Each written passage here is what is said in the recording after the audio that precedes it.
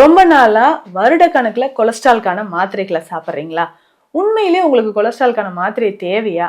இல்லை இயற்கையான முறையில் இந்த கொலஸ்ட்ரால் லெவலை சரி செய்ய முடியுமா?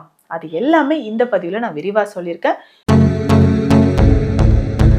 ஒருவேளை உங்களுக்கு கொலஸ்ட்ரால் இருந்ததுன்னா ஈஸியாக அதை எப்படி நார்மல் ரேஞ்சுக்கு கொண்டு வரலாம், அதற்கான சித்த மருந்துகளும் இதில் நான் சொல்லியிருக்கேன். வீடியோவை ஸ்கிப் பண்ணாமல் முழுசாக பாருங்கள். மறக்காமல் நம்ம சேனலை சப்ஸ்கிரைப் பண்ணிக்கோங்க. நம்மளுடைய இன்ஸ்டா ஃபேஸ்புக் பேஜும் ஃபாலோ பண்ணுங்கள். அப்போ தான் இந்த மாதிரி பயனுள்ள மருத்துவ தகவல்கள் உங்களை வந்து அடையும். வாங்க பதிவுக்குள்ளே போகலாம்.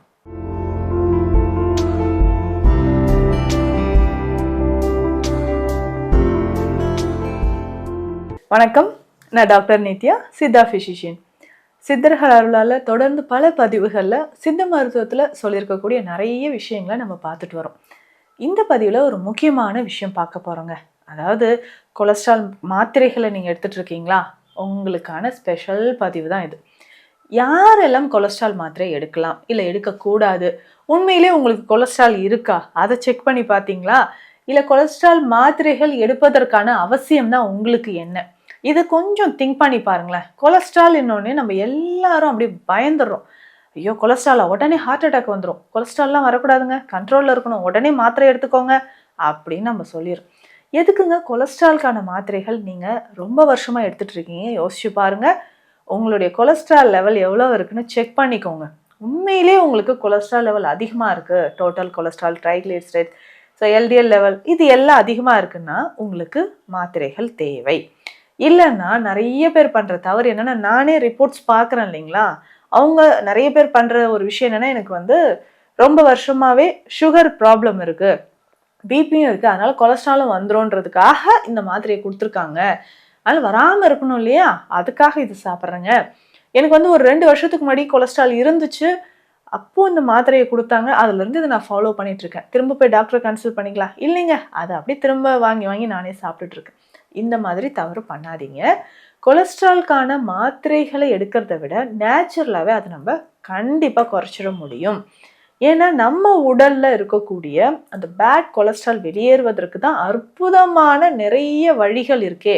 அதை நம்ம எடுக்கும்பொழுது உங்களுக்கு வருடக்கணக்கில் ஆயுள் முழுவதும் நீங்கள் கொலஸ்ட்ரால்கான மருத்துவம் வந்து அப்படின்னு பார்த்தோம்னா அது மாத்திரைகளை நீங்கள் எடுக்கவே வேண்டாம். அப்போ ரொம்ப ஈஸியாக நம்ம நேச்சுரலாக உடலில் இருக்கக்கூடிய அந்த பேட் கொலஸ்ட்ராலை கரைச்சிட்டு மாத்திரைகள் இல்லாமல் ஆரோக்கியமாக வாழலாம்.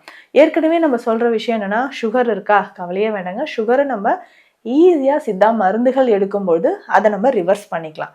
அதே மாதிரி தான் கொலஸ்ட்ராலையும் ரிவர்ஸ் பண்ணிக்கலாம். ஸோ கொலஸ்ட்ரால் இருக்குது அப்படின்னு சொல்லும்போது டோட்டல் கொலஸ்ட்ரால் லெவல் ஒரு 200க்கு மேலே உங்களுக்கு போயிருக்குன்னா ஸ்டார்டிங்கில் மெடிசன் எடுத்துக்கோங்க. 1 மாதமோ இல்லை ஒரு 2 மாதமோ, அதற்குள்ளே அது கூடவே சேர்த்து சம் லைஃப் ஸ்டைல் சேஞ்சஸ் நீங்கள் பண்ணணும். ஸோ நம்ம அன்றாடம் பண்ணக்கூடிய விஷயங்களில் பண்ணக்கூடிய மாற்றங்கள் என்ன, அதை நீங்கள் தெளிவாக பண்ணிக்கோங்க. அதுக்கப்புறம் உணவு முறை ரொம்ப முக்கியம். உணவு முறையில் ஃபஸ்ட்டு நம்ம ஃபாலோ பண்ண வேண்டியது என்ன தெரியுங்களா, அதிகமான நார்ச்சத்து இருக்கக்கூடிய உணவுகளை நீங்கள் எடுக்கணும். ஃபைபர் கண்டென்ட் எந்த அளவுக்கு உங்களுக்கு ஃபைபர் உள்ள போதோ அந்த அளவுக்கு உங்களுக்கு கொலஸ்ட்ராலே இருக்காதுங்க. ஏன்னா நம்ம இப்போ சாப்பிடக்கூடிய உணவு எல்லாமே வெறும் மாவுச்சத்து சக்கையான உணவுகள் தான் சாப்பிட்டுட்ருக்குறோம். அதிகமான சர்க்கரை இருக்கக்கூடிய உணவுகள். ஸோ எல்லாமே ரீஃபைண்ட் ஆயில் சாப்பிட்றோம், ரீஃபைண்ட் ரைஸ் எடுத்துக்கிறோம். ஸோ அந்த பருப்புல இருந்து அரிசி, நம்ம சாப்பிட்ற தானியங்கள் எல்லாமே அந்த மேல் தோல் எல்லாமே நீக்கப்பட்டு உள்ளே இருக்கக்கூடிய அந்த மாவுச்சத்து மட்டும். அந்த மேல் தோல் நீக்கப்பட்டுச்சுனாவே அதில் சத்துக்கள் எல்லாமே போயிடுது. முக்கியமாக பார்த்தீங்கன்னா அந்த கொலஸ்ட்ரால் வராமல் தடுக்கக்கூடிய விஷயம் அந்த மேல் தோலில் இருக்கக்கூடிய அந்த நார்ச்சத்து ஃபைபரில் தான் உங்களுக்கு அதிகமாக இருக்குது. ஸோ அதையே நம்ம எடுத்து போட்டுட்டு உள்ளே நம்ம வந்து நோயாளியாகவே இருக்கிறதுக்கு என்னென்ன வழிமுறையெல்லாம் இருக்கோ அது எல்லாமே நம்ம நல்லா சாப்பிட்டுட்ருக்கோம். ஸோ கோதுமையாக இருக்கட்டும், ரிஃபைன் ஃப்ளோர், அதாவது இந்த மேல் தோல் எல்லாமே நீக்கப்பட்டு வெறும் சக்கையாக மாவாக இருக்கக்கூடிய கோதுமை, மைதா, இந்த உணவுகளை சாப்பிட்டு உடல் பருமன் அதிகமாகிறது, கொலஸ்ட்ரால் அதிகமாகிறது, இதயம் சார்ந்த நோய்கள் வர்றது, இந்த மாதிரி நம்மளே நோய்களை எடுத்துக்கிறோம். ஸோ பெரும்பாலும் நீங்கள் அரிசிகளை பயன்படுத்தும் பொழுது உங்கள் சமையலுக்கு நீங்கள் பயன்படுத்துகிறீங்கன்னா நல்லா நம்ம ரெட் ரைஸ் எடுத்துக்கோங்க, கருமை நிறத்தில் இருக்கக்கூடிய அரிசி வகைகளை எடுத்துக்கோங்க. கைக்கூத்தல் அரிசினா இன்னும் ரொம்ப நல்லது. அதாவது மேல் தோல் நீக்கப்படாத அரிசி வகைகளை நீங்கள் ஃபாலோ பண்ணும்போது உங்கள் உடலில் நல்லாவே மாற்றம் தெரிய ஆரம்பிக்குங்க. இதுதான் முதல் ஒரு ஃபஸ்ட்டு ஸ்டெப் நீங்கள் எடுத்து வைக்கிறீங்க. உங்கள் கொலஸ்ட்ராலை குறைக்கிறதுக்கான ஒரு முதல் ஸ்டெப் எடுத்து வைக்கிறீங்கன்னா இதுதான். ஸோ இதை நீங்கள் ரெகுலராக நீங்கள் ஃபாலோ பண்ணிக்கிட்டே வரும்பொழுது கொலஸ்ட்ரால் லெவல் குறைய ஆரம்பிக்கும். ஈஸியாக உங்களுக்கு வெயிட் லாஸ் ஆக ஆரம்பிச்சிடும். ஸோ கண்டிப்பாக இதை ட்ரை பண்ணிக்கோங்க. அடுத்து 2வது முக்கியமான விஷயம் என்ன தெரியுங்களா? உணவில் நீங்கள் சேர்த்து கொள்ளக்கூடிய விஷயங்கள். முதல் விஷயம் இஞ்சி. ரொம்ப முக்கியமானது. ஆன்டி கொலஸ்ட்ரால் ப்ராப்பர்ட்டி இருக்குங்க. ஸோ லிப்பிட்ஸ் நம்ம பாடியில் அந்த தேவையில்லாத கொழுப்புகள் எங்கெல்லாம் இருக்கும், கொலஸ்ட்ரால் லெவல் அதிகமாக இருக்கிறவங்க இஞ்சியை உணவில் நிறையவே சேர்த்துக்கோங்க. என்ன பண்ணலான்னா இஞ்சி சாறு எடுத்து ஒரு 20 ml இஞ்சி சாறு, அதே 20 ml தேன் கலந்து, ஒரு 2 துளி எலுமிச்சை சாறு கலந்து, கொஞ்சமாக ஒரு 100 ml அளவுக்கு வெது வெதுப்பான தண்ணீரில் கலந்து தினம்தோறும் இதை எடுத்துக்கிட்டே வாங்க, குடிக்கணும்.